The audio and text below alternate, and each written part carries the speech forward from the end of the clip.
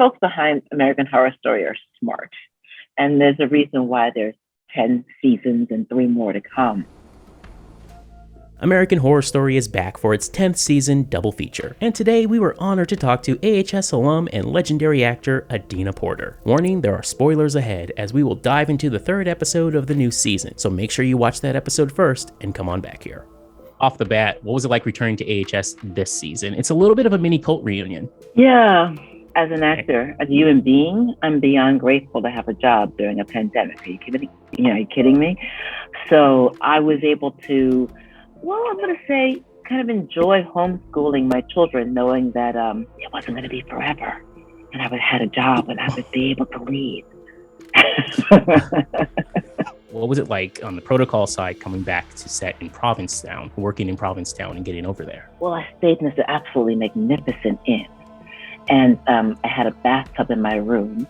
And I took a bath every single night. Because I live in Los Angeles too, so you take 2-second showers, so I was in a place where water wasn't a problem, and I indulged. Were there any challenges for cast and crew during this new process while you guys were shooting? The only challenge was, look, these are champagne problems, right? And the only challenge was that I didn't get to see some faces that I usually love to see, and sometimes actors, when we're waiting for to go on, it's mini therapy time, and we can talk about what this person did, what that person's doing, and this and that. And so there was less of that. If anything, we had more time to learn our lines. Let's get to this episode and that ending from last night. Now, with that said, you've dealt with your fair share of vampires in the past. I mean, come on, True Blood, Vampire Diaries. So when you read the script and you got to the point where you're like, okay, I'm going to be taken out by a vampire child, what was your reaction? As an actor, I was like, too soon. Yeah. But the play is the same, and I just wanted to make the audience really fall for the chief in what little time we had, so that when she was taken out, it hurt, it cost. They would feel like they wanted more, and who knows, there might be more, because in our universe, anything can happen.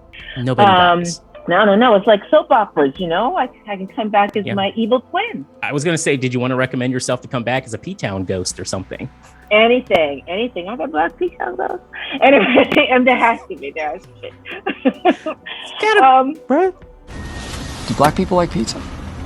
What I read in the script and what makes it to the final cut are two different things, And the chief did have a lot more kind of larger than life characters going on, but now that I see the finished product, the folks behind American Horror Story are smart, and there's a reason why there's 10 seasons and 3 more to come. You needed someone who was relatable and grounded when you're in a world of folks that will do anything to be famous. And the chief left the big pond, she was working in Oakland, so that she can come down to the small little town where, rich white folks, where you think, okay, you got nothing to do but, break up dogs that are fighting, such a chihuahua and someone's special breed of something or other.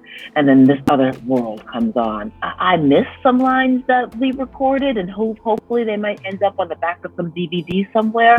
But you needed someone to be grounded and someone who's not obsessed with fame. And I'm glad that the chief got to be that person. First, Sally Freeman in Murder House, followed up by Lee Harris in Roanoke. Of course, Beverly Holt in Colt. You were the actress/voodoo queen Dina Stevens in Apocalypse, and now Chief Burleson in Double Feature. Do you love the challenge, coming back each season, not knowing what's going to happen each time around? That's such a blessing. That is such a blessing. I started off in theater, so an ensemble cast, it is like being a bus and truck, which was an expression meaning you either took a bus or a truck to the next location. And being an ensemble player, and you get to figure out what play you guys are doing and who gets which role. And this time you're the lead, next time I'm the lead. It's all that, but with a hell of a better budget. Now, this is your second time technically playing a cop. Completely different characters, motivations, and all that. But still, what was it like? Was it when you saw that in the script, I'm playing the cop again? Was it any different mindset when you're taking on that role? Well, when I first read the script, we were given the script, and I didn't know who I got to play. None of us knew who we got to play. So I read it and fell in love with the chief, and then I was like, oh, I hope I get to play her, and then luckily I did. I feel beyond grateful that I get to play roles that they could be a man, they could be a woman, they could be Black, they could be white. I'm glad that I've been able to have that kind of versatility.